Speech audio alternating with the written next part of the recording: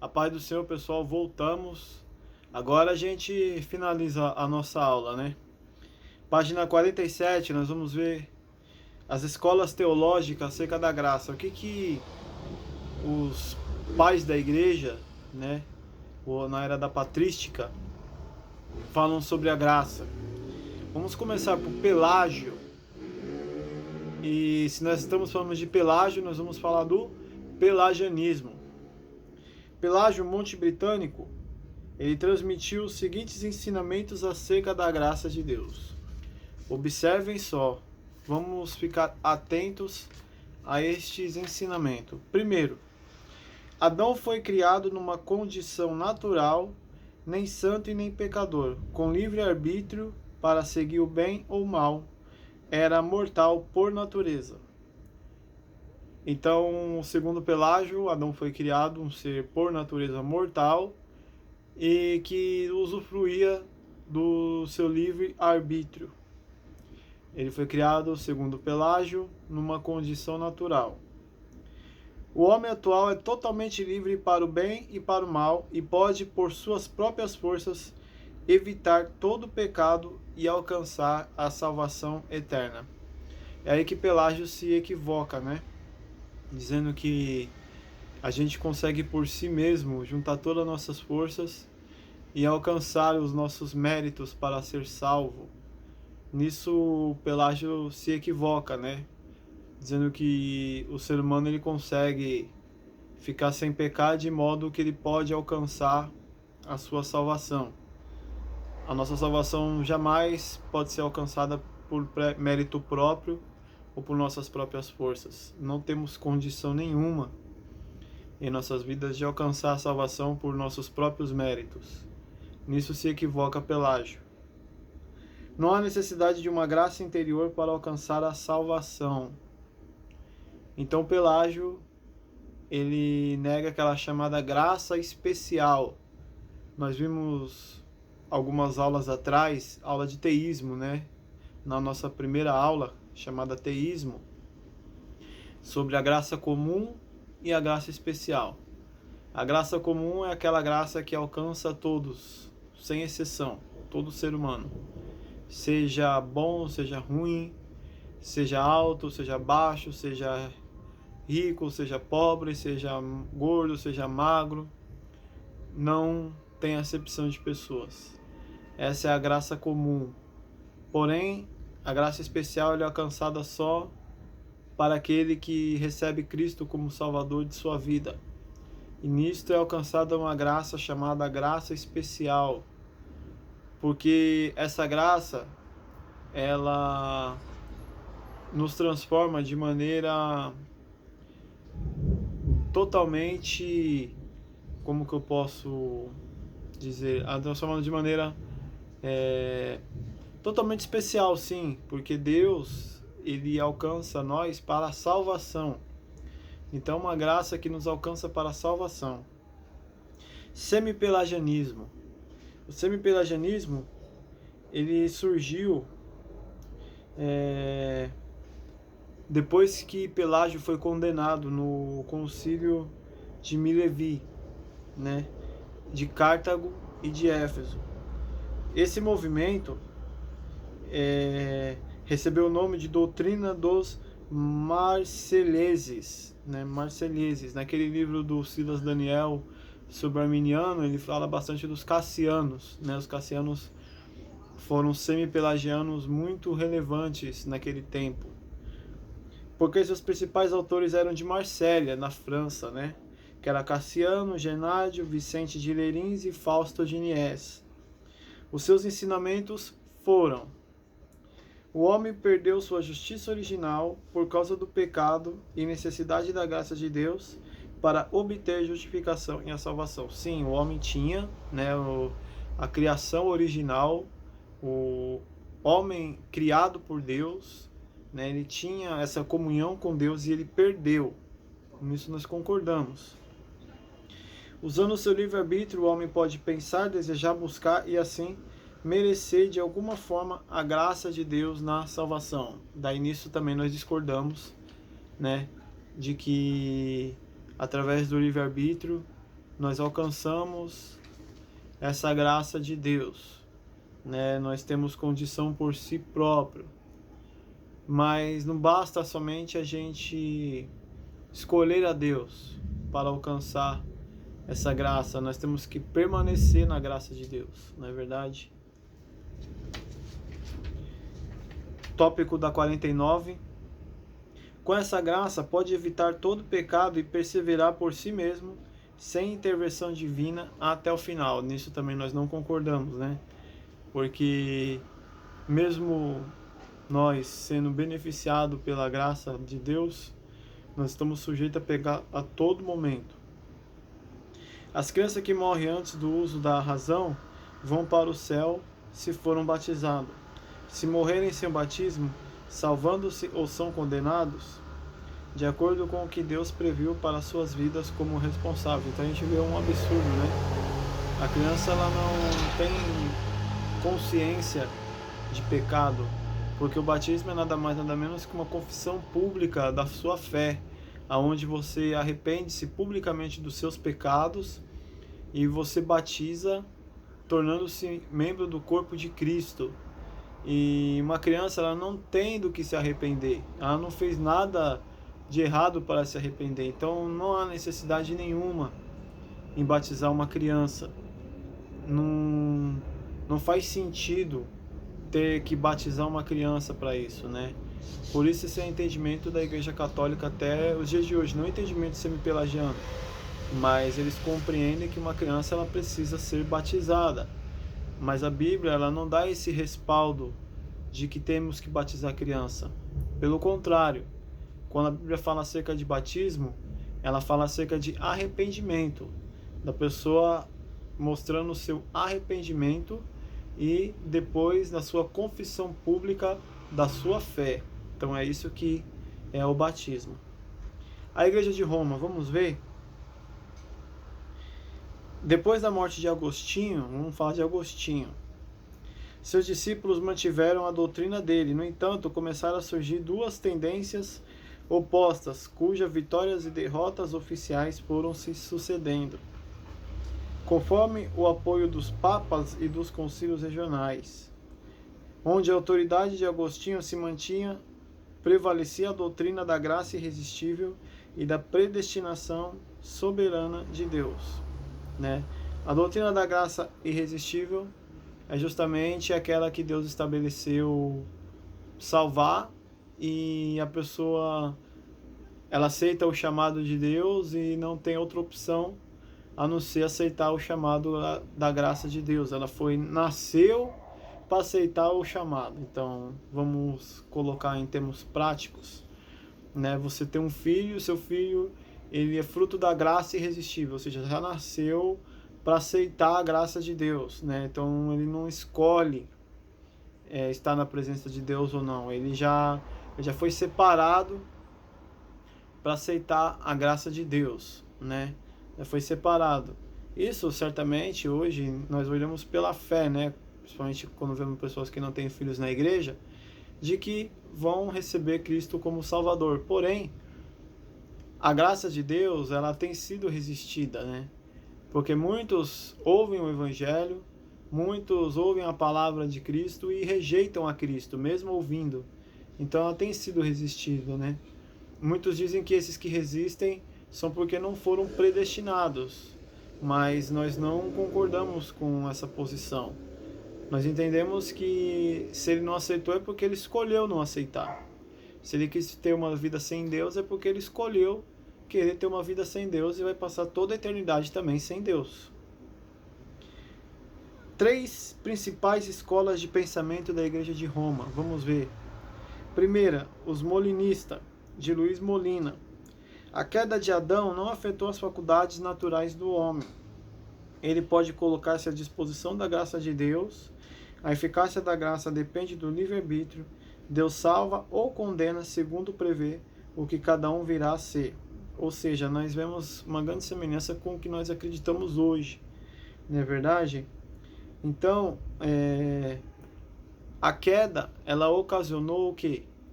A depravação humana, porém, o homem continuou dotado da sua livre escolha, das suas faculdades mentais, das suas atitudes, e Adão, ele também estava nessa condição, né, de que ele tinha condição de se colocar diante da graça de Deus.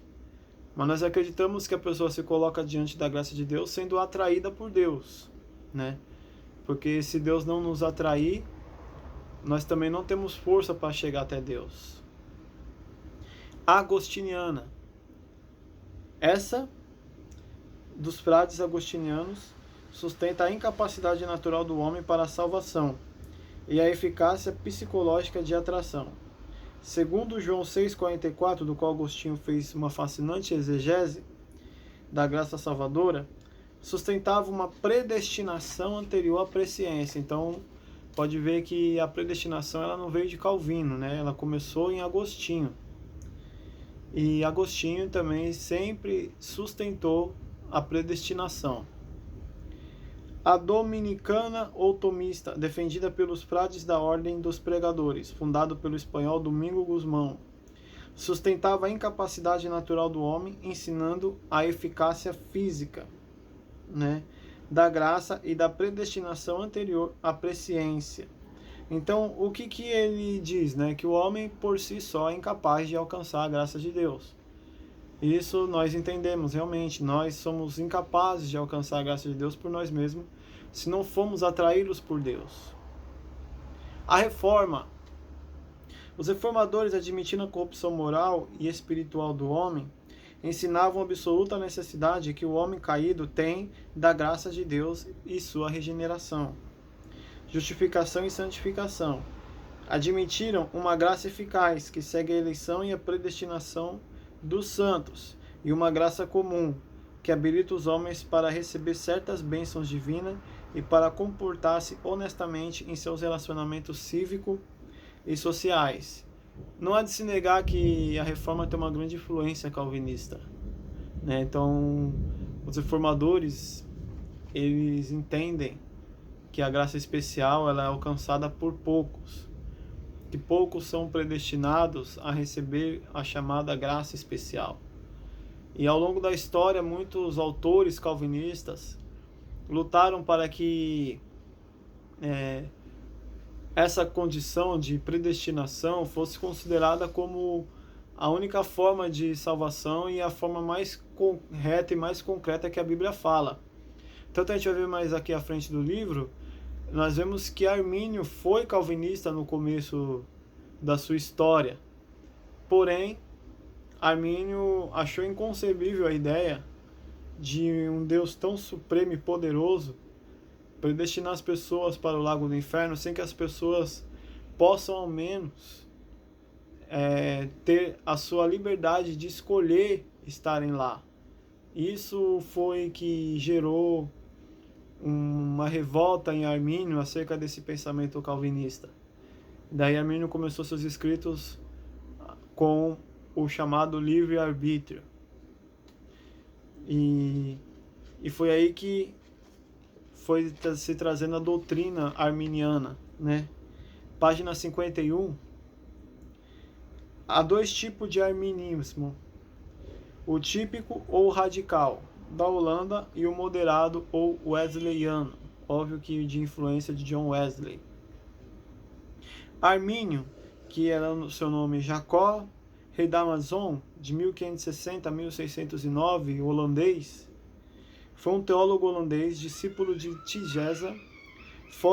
Ele foi um calvinista, mas depois transformou-se em opositor de Calvino, justamente por não compreender um Deus que predestina pessoas ao inferno, né? Então isso também nós não podemos concordar.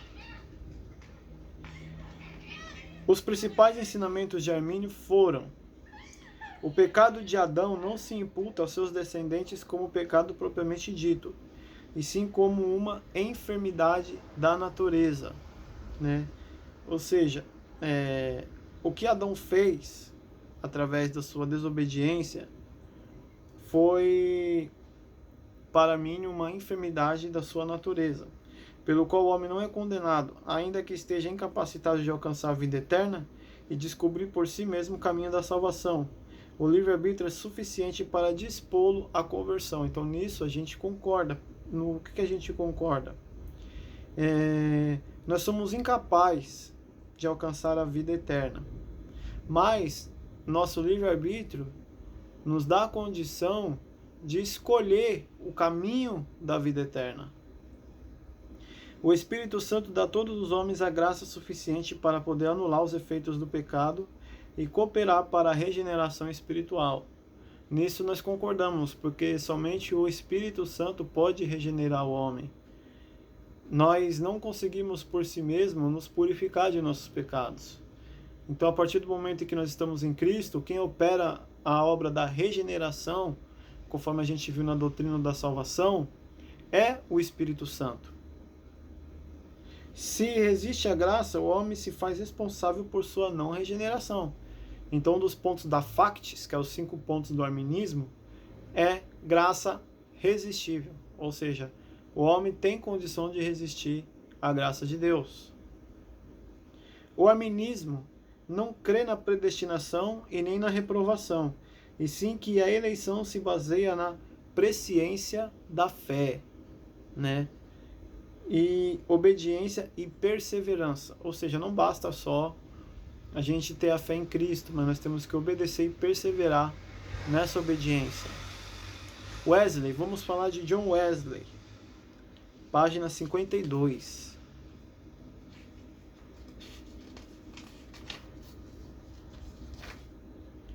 O que John Wesley defendeu acerca do arminismo moderado, né? Que o pecado original não é uma enfermidade simplesmente, mas é pecado em toda a sua realidade. Por isso o homem considerado réu diante de Deus. Ou seja, o pecado original, ele é toda a realidade, né? Ele não é uma enfermidade. Então nisso ele se contrapõe a esse ponto dos primeiros arminianismos, né? Da primeira condição arminiana, de que o pecado seria como uma enfermidade, o pecado original. E John Wesley diz que não é uma enfermidade em si, né? É uma realidade. O homem está totalmente depravado e não tem capacidade alguma de cooperar com a graça de Deus. Então, eu já vim falando no vídeo passado e vim falando agora, né? Corroborando, consolidando exatamente essa questão de que nós somos totalmente depravados e não temos condição nenhuma de cooperar com a graça de Deus. Existe em Deus uma vontade universal de salvação. A palavra de Deus diz em João 3,16, né? Deus amou o mundo de tal maneira que deu seu Filho unigênito. Então Deus não amou poucos, Deus amou os eleitos, Deus amou os predestinados de maneira alguma. Deus amou o mundo. E os calvinistas gostam de interpretar essa passagem em dizer que quando a palavra mundo ali é utilizada, da mesma forma como, por exemplo, nós vamos hoje, né, estar presente na festa de confraternização da igreja. E se alguém perguntar assim, quem vai? Aí você vai dizer, vai todo mundo, como uma forma de expressão de linguagem, né? Todo mundo seria, todos os alunos vão estar presentes. Então, para os calvinistas, exatamente isso. Quando se refere a todo mundo, se refere a todo mundo eleito, né? Então, por isso que eles conseguem refutar essa condição de mundo todo e não essa condição só predestinada e não o mundo todo, tá? O calvinismo, ele sustentou a eleição e a predestinação divina como anteriores à presciência de Deus, ou seja, que Deus predestinou as pessoas, umas para a perdição e outras para a salvação. Vamos ver alguns pontos. Página 53. O homem depravou-se totalmente através da queda original. Isso é fato. Isso nós concordamos também. Existe a eleição eterna e incondicional. Nisso nós não concordamos. A redenção é limitada porque Cristo morreu somente pelos a que de salvar-se. E Deus chama para a salvação. Nisso nós concordamos. Há perseverança final dos eleitores devido à perseverança divina. Em parte nós concordamos com isso, né? Porque a graça especial ela dá essa condição de perseverar. No calvinismo nos deparamos com duas tendências. Essa que eu canso de falar, né? Os supralapsários, que é do supralapsariano, e o infralapsariano, que nós consideramos os ultras calvinistas, que põe o decreto de eleger aos que hão de se salvar-se como anterior ao decreto de criar o homem e de permitir o pecado original. Admite não somente uma predestinação, como também uma reprovação positiva. Ela não é otorgada a outra graça a não ser a graça eficaz que salva os eleitos, ao que Deus olha com complacência desde a eternidade. E também não se coaduna com Éfesos 2:3.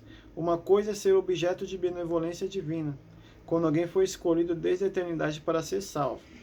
Outra é ser objeto da complacência divina quando se é pecador e rebelde.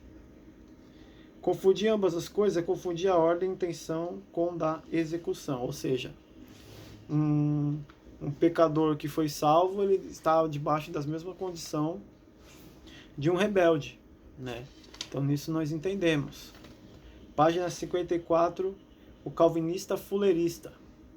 Partindo desta comum oferta de salvação, patente no Novo Testamento, um grupo de calvinistas moderados chamado fulerista introduziram uma importante variação na ordem dos decretos divinos, negando a doutrina da redenção limitada e substituindo pela salvação possível a todos os homens, antes do decreto de eleger os que hão de crer e ser salvos, ou seja, o chamado calvinista moderado também, né? Aqueles que eles moderam acerca da predestinação, né? Ou seja, a salvação é possível a todos. E Deus ele decreta ali a partir do momento da escolha do homem, né? Então é meio que um calvinismo misturado com um arminismo, né? Como se a pessoa nasceu, aí Deus olhou para essa pessoa e falou assim: vou esperar você tomar a sua decisão. Se você falar que sim, você vai ser um predestinado. Se você falar que não, você vai ser um condenado ao inferno. E a pessoa responde ao sim, e como se parece que Deus fosse descobrir que a pessoa falou sim e ali predestinou ela para o céu, né? Isso vai contra a onisciência de Deus, porque a onisciência de Deus faz um Deus transcendente, conhece passado, presente e futuro. Não somente conhece, mas vive o passado, o presente e o futuro. Depois nós vamos ter a reflexão sobre o homem. É muito importante a gente fazer essa leitura. Vai ser matéria de prova também. Eu creio que acho que muitos, quando assistir esse vídeo, já vão ter feito a prova, né? Porque eu estou mandando atrasado. Mas é muito importante refletir sobre a vaidade do homem, né? Pelo qual, quando Jerônimo traduziu a Bíblia para a Vulgata Latina, e ele traduziu o livro de Eclesiastes, ele usou por 57 vezes a palavra vanitus vanitatum, vaidade de vaidade. Foi a palavra que Salomão mais usou no livro de Eclesiastes, né? Vanitus vanitatum, vaidades de vaidade. Salomão foi uma pessoa que viveu de tudo nessa vida. Ou seja, se nós colocarmos nos dias de hoje, é como se um jovem fosse fazer uma pergunta para Salomão e Salomão falar: meu jovem, tudo que você experimentou e deseja viver, eu já vivi. E eu tenho uma resposta para você. É como correr atrás do vento. Tudo vaidade. Porque se você não lembrar do Criador enquanto você é jovem, de nada vai adiantar você correr atrás dessas coisas. Porque se você vê uma pessoa correndo atrás do vento, é a mesma coisa que você dá lugar aos seus desejos de usufruir essa vida. Não de deixar de viver, que Salomão está dizendo, mas de uma vida pecaminosa, de uma vida separada de Deus, de uma vida onde as pessoas se assentam à roda dos escarnecedores, onde as pessoas praticam as mesmas coisas. Essa vida que Salomão estava dizendo, né? Uma vida de depravação, uma vida de imoralidade, pelo qual ele também viveu. E ele, sendo uma pessoa que viveu de tudo, ele teve uma experiência imensa para contar. Então essa reflexão sobre a vaidade dos homens é importante que todos leiamos, né? E depois, o homem no pensamento dos homens, também são tópicos importantes a gente se destacar. E uma concepção judaica acerca do homem também é importante a gente refletir sobre isso. Então fica esses 3 tópicos finais para uma leitura pessoal e uma reflexão pessoal. E na aula próxima, né, vou fazer um breve comentário sobre esses 3 tópicos finais. Nós vamos entrar numa outra matéria, óbvio, mas vou fazer um breve comentário somente para que a gente venha tirar algumas dúvidas, mas é importante a gente ler e meditar nesses 3 tópicos finais, amém? Deus abençoe a todos.